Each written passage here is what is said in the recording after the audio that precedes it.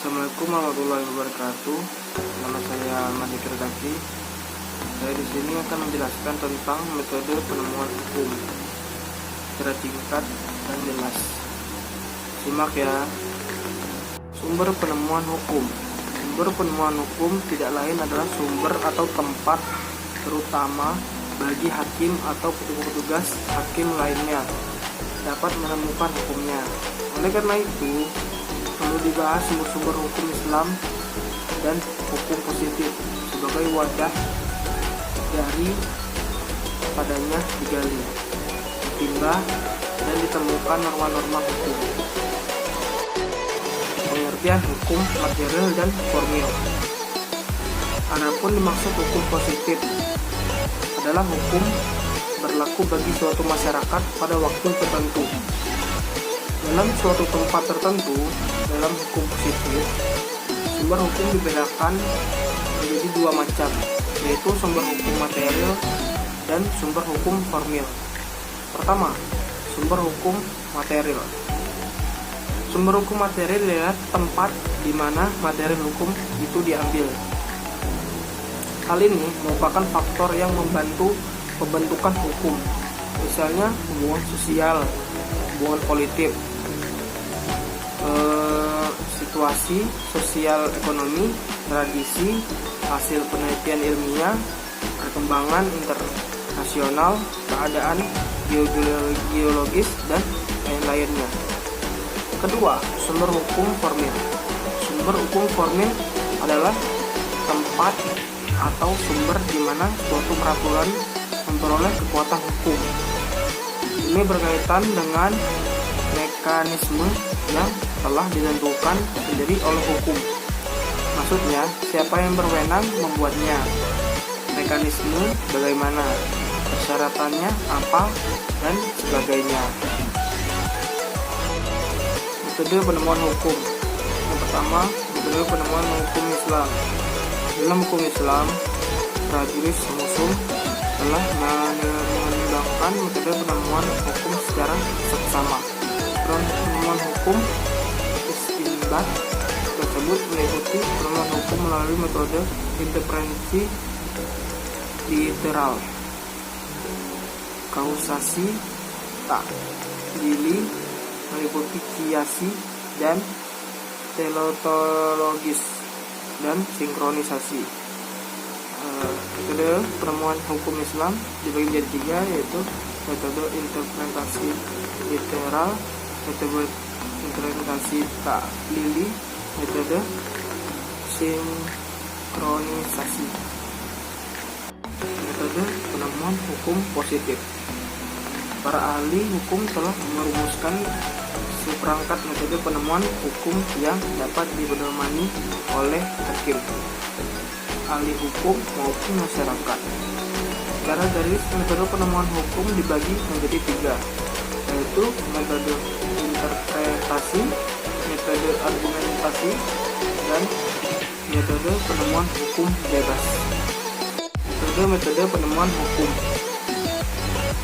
Yang pertama, metode interpretasi. Metode interpretasi meliputi interpretasi gramatikal, interpretasi sistematis, interpretasi historis, interpretasi sosiologis, interpretasi komparatif, interpretasi antisipatif, interpretasi reflektif, interpretasi ekstensif, interpretasi subjektif, interpretasi interdisipliner, dan interpretasi multidisipliner. Yang kedua, metode argumentasi. Proses penemuan hukum yang dengan menggunakan metode argumentasi atau penalaran hukum dapat dilakukan dengan beberapa cara. Yang pertama, metode argumentasi a fortiori.